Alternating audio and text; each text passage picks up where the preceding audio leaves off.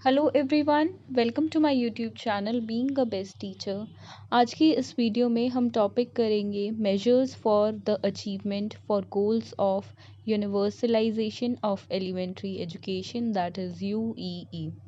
देखिए, इससे पिछले वीडियो में हमने यूईई क्या होता है, क्या करेक्टरिस्टिक्स हैं, प्लस क्या problems universalisation of elementary education को फेस करनी पड़ी थी, तो वो सब डिस्कस किया था। अब इसमें मेजर्स देखिए, प्रॉब्लम्स डिस्कस कर लेते हैं तो कैसे उन प्रॉब्लम्स से बाहर आया गया, तो वो भी डिस्कस करना इम्पॉर्टेंट है। तो क्या क्या मेजर्स थे, let's discuss.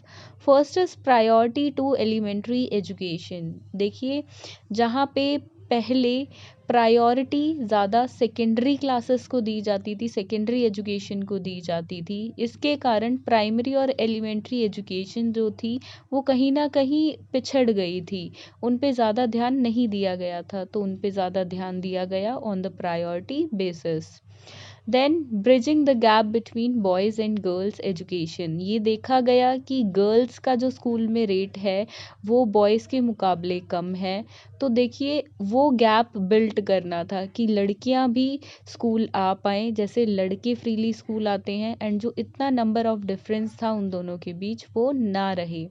The problem of UEE is the essence, the problem of girl child. The gender disparity reflects the discriminatory social attitude towards the girl child. In addition to mandatory inputs, interventions have to be specifically designed to bring about a change in attitude so that जो society है, जो girls के parents हैं, उनको education के बारे में बताया जाए, वाई क्यों ज़रूरत है कि वो अपनी गर्ल चाइल्ड को भी स्कूल भेजे, क्यों उनकी एजुकेशन भी इम्पॉर्टेंट है, तो वो सब पेरेंट्स को बताया जाए सो दैट गर्ल्स भी स्कूल आ पाएँ जैसे कि लड़के आते हैं, और वो गैप कहीं ना कहीं फुलफिल हो पाए। Next is rational use of finances.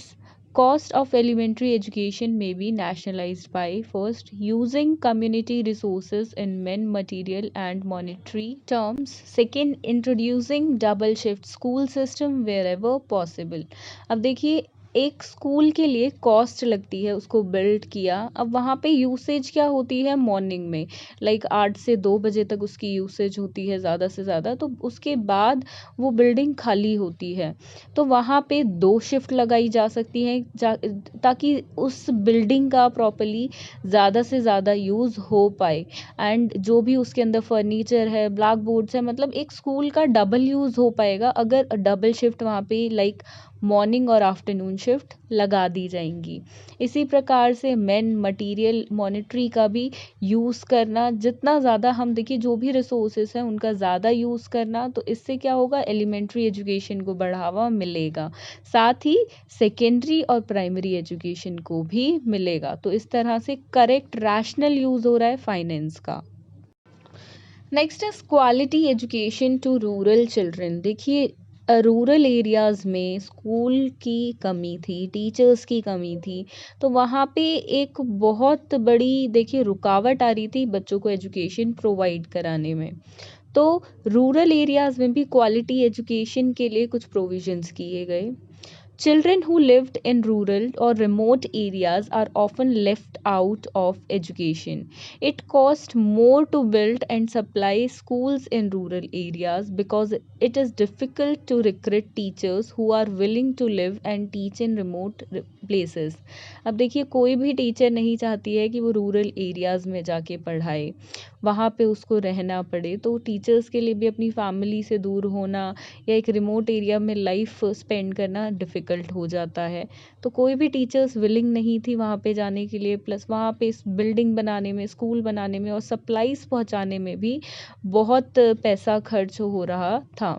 तो rural villages became backwaters where underqualified teachers are posted. तो टीचर्स को वहाँ पे पोस्ट किया गया, देखिए गवर्नमेंट जॉब्स देकर। Then emphasise should be on the training of rural teachers. अब उनको जहाँ रूरल एरियाज़ में जो टीचर्स हैं उनकी भी प्रॉपर ट्रेनिंग के लिए देखिए प्रोविजंस बनाए गए। Then for UEE rural area should get facilities of reading material, books and resources. अब जो भी रिसोर्सेज चाहिए वो वहाँ पे सप्लाईज वगैरह पहुँचाई गई time to time, so that जो एलिमेंट्री एजुकेशन है वो ठीक से चल पाए, उस पर एम्फेसाइज हो पाए। Next is enforcing compulsory primary education set. अब देखिए, फर्स्ट स्टेप होता है प्राइमरी एजुकेशन, तभी एलिमेंट्री एजुकेशन को अचीव किया जा सकता है। अगर फर्स्ट स्टेप ही अच्छे से क्लियर नहीं होगा, बच्चे उसी में इनरोल नहीं होंगे, प्राइमरी एजुकेशन के बीच में ही पढ़ाई को छोड़ देंगे, तो एलिमेंट्री एजुकेशन तक डेफिनेटली ऑब्वियसली वो बच्चा नहीं पहुंच पाएगा। तो पहले प्राइमरी एजुकेशन की नींव को स्ट्रॉन्ग किया जाए, उसको बिल्ड किया जाए अच्छे से, कि एक बच्चा प्राइमरी एजुकेशन अच्छे से ले, देन एलिमेंट्री में आए तो वहाँ पे फोकस करें। तो ये प्रॉब्लम फेस हुई थी, इसका भी सॉल्यूशन निकाला गया। Next is education for family planning. देखिए, इंडिया में इंडिपेंडेंस के बाद बढ़ती पॉपुलेशन जो एक गवर्नमेंट के सामने आई, कि वो एक एक्सप्लोजन था पॉपुलेशन का जो हो रहा था लगातार टाइम के साथ, तो वहाँ पे बहुत बड़ी दिक्कत गवर्नमेंट को फेस करनी पड़ी, क्योंकि इतनी सारी पॉपुलेशन को पढ़ाना प्लस उनके लिए फूड एंड एटसेट्रा सप्लाईज की नीड थी। अब देखिए, अगर एक्सप्लोजन हो जाता है एकदम से पॉपुलेशन का, तो कोई भी गवर्नमेंट हुई या कोई भी एरिया हुआ वो हाईली इफेक्टेड हो जाता है। तो वहाँ पे ज़रूरत थी कि लोगों को अवेयर किया जाए फैमिली प्लानिंग के बारे में। तो वहाँ पे एजुकेशन के अंदर फैमिली प्लानिंग को डाला गया, ताकि सबको फैमिली प्लानिंग की समझ हो और जो पॉपुलेशन इतनी बढ़ रही है उसको कंट्रोल किया जा सके। Population explosion has upset all over planning, including education. Family planning must be adopted as a way from life. Population education should be promoted, achieved in UEE. तो फैमिली प्लानिंग को इंक्लूड किया गया basically education में।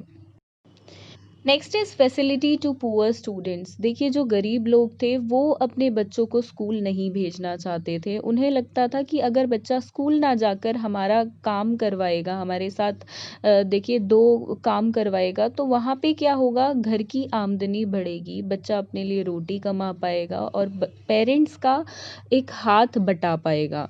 तो यहाँ पे parents ready नहीं थे अपने बच्चों को स्कूल भेजने के लिए। प्लस कुछ देखिए पैसा लगता था बच्चों को स्कूल भेजने के लिए, वो था बुक्स का खर्चा, स्टेशनरी का खर्चा, यूनिफॉर्म का खर्चा, किताबों का खर्चा।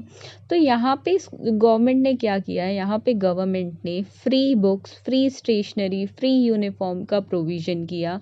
साथ में मिड डे मील, की बच्चे को स्कूल में लंच फ्री में दिया जाएगा, उसके लिए कोई पैसा नहीं लिया जाएगा, स्कूल की साइड से दिया जाएगा। एंड पेरेंट्स ने देखिए, इसके बाद क्या हुआ, जब पेरेंट्स को ये चीज़ पता चली, तो मिड डे मील से क्या हो रहा था, बच्चे की जो पुअर पेरेंट्स हैं उनको लग रहा था कि चलो बच्चे का एक टाइम का खाना तो फ्री में हो रहा है। तो यहाँ पे क्या हुआ, उन्होंने अपने सभी बच्चों को स्कूल में भेजना शुरू किया।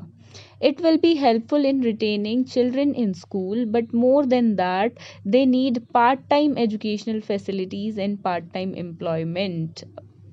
अब अगला है न्यू मेथड्स ऑफ टीचिंग। देखिए, ज़रूरत थी कि ये हमेशा की ही ज़रूरत होती है कि टाइम के साथ मेथड्स जो हैं वो चेंज होते रहें।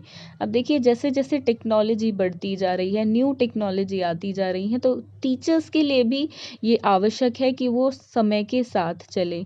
तो यूईई ने प्रॉब्लम फेस की कि टेक्नोलॉजी का सही से यूज़ नहीं हो पा रहा है एजुकेशन में। देन उसके लिए भी मेजर बनाया गया कि टेक्नोलॉजी का यूज़ हर एक सब्जेक्ट में प्रॉपरली हो।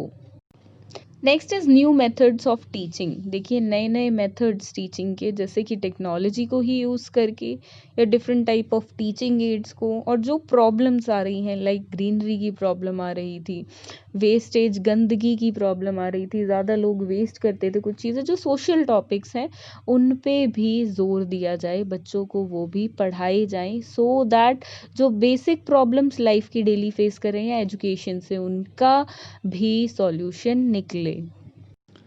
Next is education for the disabled. देखिए, हर स्कूल में डिसेबल्ड एजुकेशन के लिए प्रोविज़न नहीं था, टीचर्स नहीं थे, तो डिसेबल्ड की एजुकेशन पे भी फोकस किया गया। बहुत सारी चीज़ें और पॉलिसीज़ ऐसी बनी जो डिसेबल्ड चिल्ड्रन को बिल्कुल हेल्प कर रही थी एजुकेशन को पाने में।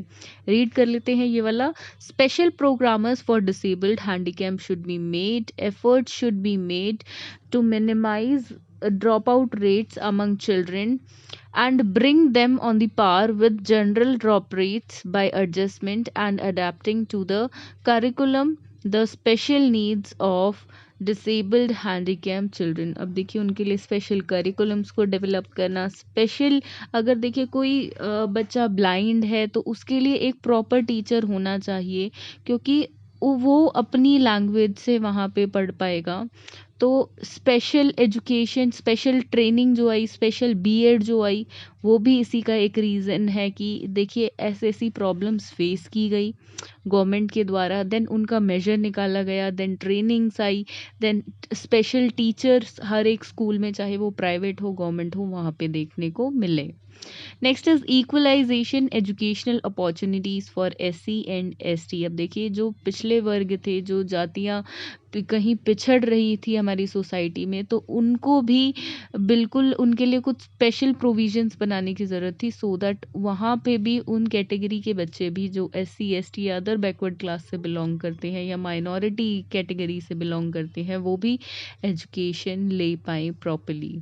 So these were some of the measures that has been taken by the government. तो यही था इस वीडियो के माध्यम से आप सभी के लिए। टॉपिक से रिलेटेड कोई भी डाउट हो तो कमेंट बॉक्स में हमें ज़रूर बताएं।